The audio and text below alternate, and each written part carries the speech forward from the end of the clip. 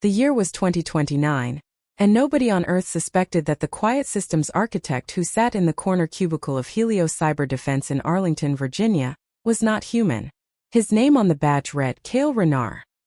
His real name in the tongue of the Vera Concorde was Cale Therion 6 Sereth, Observer Prime of the 7th Contact Fleet.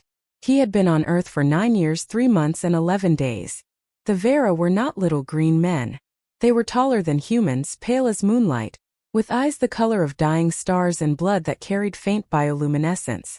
A subdermal lattice of smart matter let Cale shift his bone structure, thicken his skin, dull his irises, and slow his pulse until he passed every medical scan the U.S. government threw at him.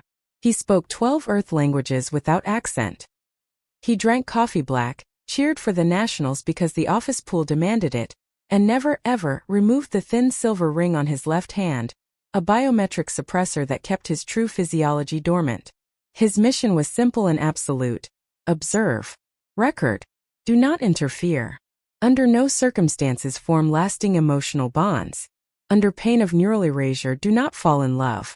Cale had followed those directives perfectly, until Dr. Mara Ellison walked into the secure server room on a rainy Thursday carrying a tray of burnt coffee, and a smile that made the ring on his finger suddenly feel too tight. Mara was Helios's new quantum cryptographer. 34, red-haired, perpetually ink-stained fingers, and a laugh that carried over cubicle walls like birdsong. She asked questions nobody else thought to ask.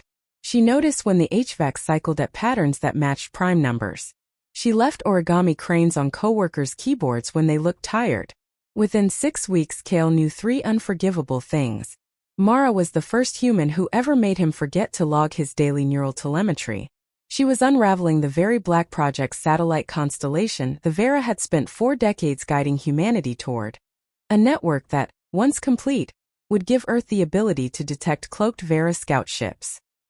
He would burn the Concorde to ash before he let anyone silence her. The first crack appeared the night the power grid glitched and the server room lights strobed ultraviolet. Human eyes saw nothing. Cale's real retinas saw the kill command pulsing across the dark fiber. A Vera execution order aimed at Mara Ellison for unacceptable risk of premature contact. He overrode it with a forged Observer Prime signature. That was violation 1. Over the next 4 months he committed 17 more. He fed her false leads that steered her research away from the lethal constellations.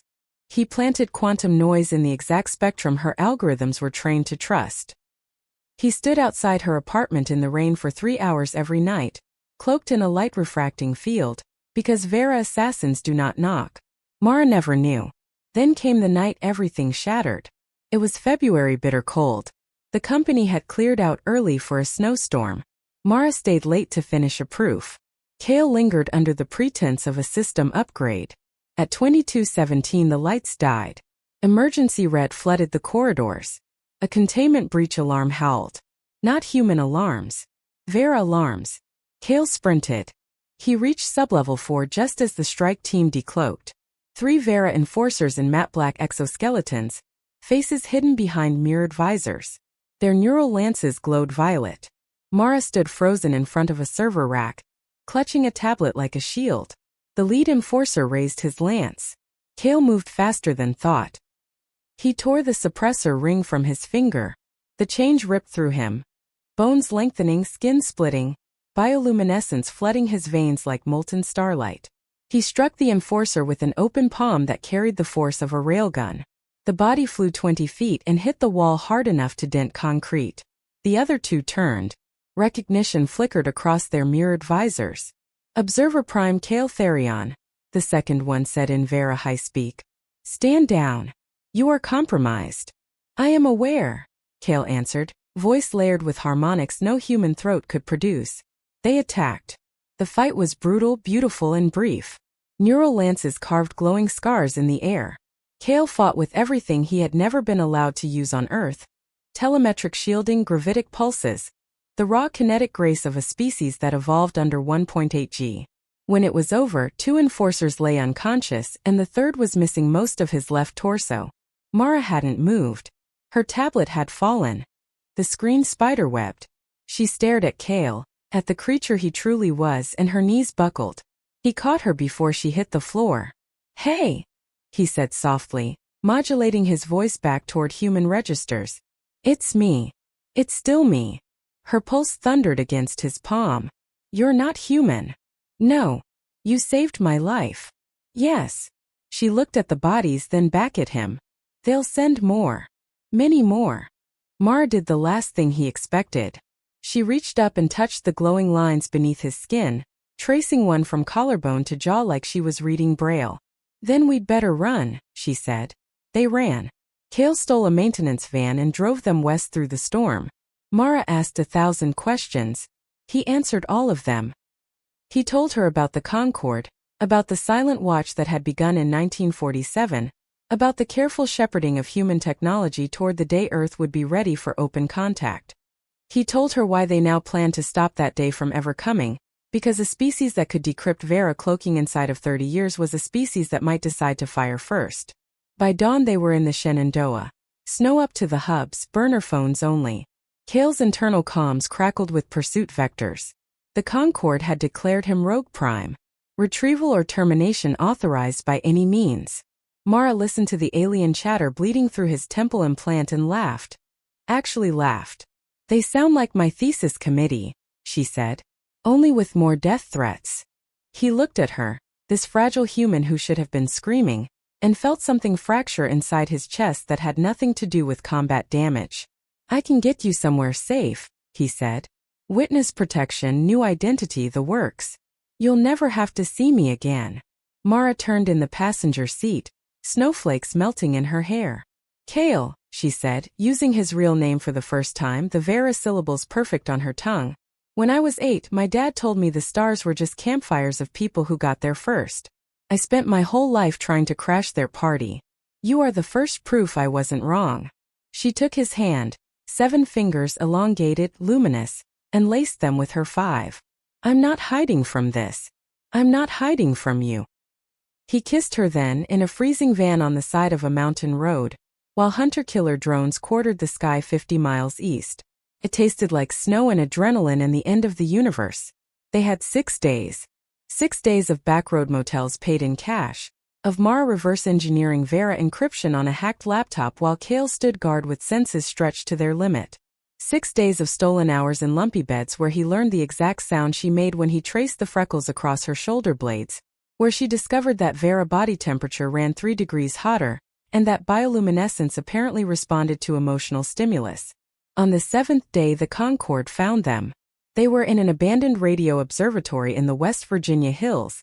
Dishes like giant white flowers turned to the sky. Mara had jury-rigged the main array to broadcast a repeating tight beam message in Vera diplomatic cipher.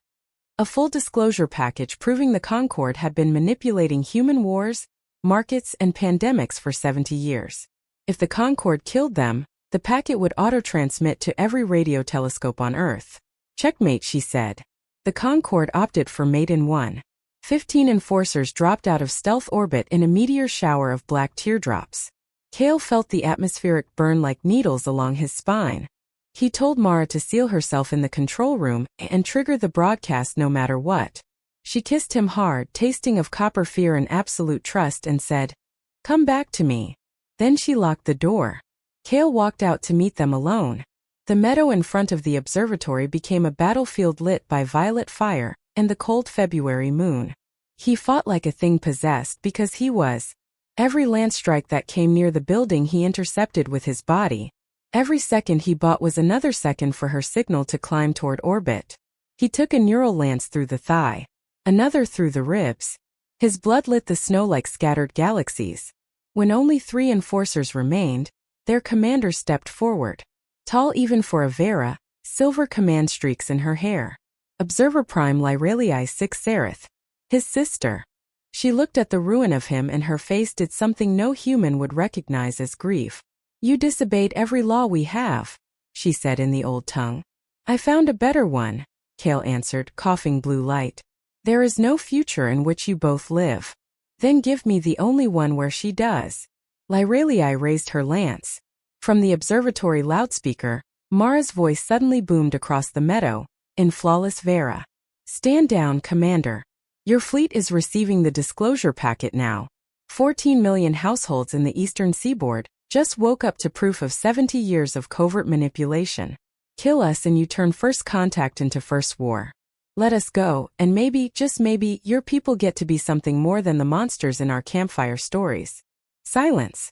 Lyralii looked at her bleeding brother, at the human woman who had just checkmated an interstellar empire with a 30-year-old radio dish and sheer nerve.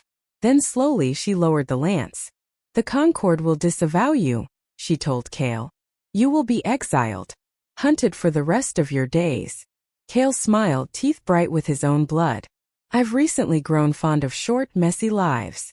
Lyralii signaled the retreat. The remaining ships rose soundlessly into the night. Mara ran out as the last teardrop vanished. She reached him just as his legs gave out. Together they sank into the snow, her coat around his shoulders, his arms around her waist, both of them shaking. Above them the dishes still turned, whispering secrets to the stars in a language older than humanity. Somewhere in low orbit the Vera fleet stood down. Somewhere in a million bedrooms, people stared at their TVs and wondered what the hell they had just seen. And in a snowlit meadow in West Virginia, an exiled alien spy held the woman he loved while the sky began, very slowly, to answer back. Years later, when the first Open Vera delegation landed on the White House lawn and the Concorde's new charter bore Mara Ellison's signature at the bottom as Terran co-author, historians would argue about the turning point. Some would say it was the broadcast. Some would say it was the moment the Concorde realized humanity would rather burn the galaxy down than be lied to again. But Mara always said it was simpler than that. It was the moment an alien who wasn't supposed to have a heart decided a human woman was worth breaking the universe for. And in the quiet of their house on the edge of the Blue Ridge, where dishes no longer pointed at the sky but at each other, where their daughter with luminous freckles and 10 fingers chased fireflies across the grass, Kale would pull Mara close on the porch swing and whisper the only truth that ever mattered. I was sent to watch the world. He'd say, mouth against her temple. Turns out the world was watching me back. And she taught me how to be brave.